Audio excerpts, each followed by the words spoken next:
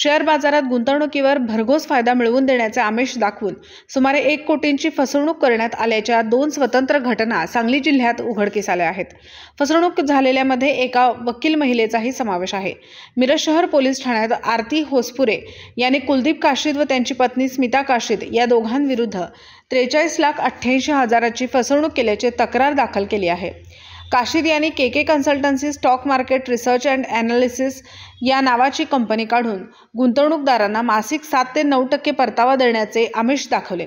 यामुळे गुंतवणूकदारांनी 57,50,000ची गुंतवणूक केली।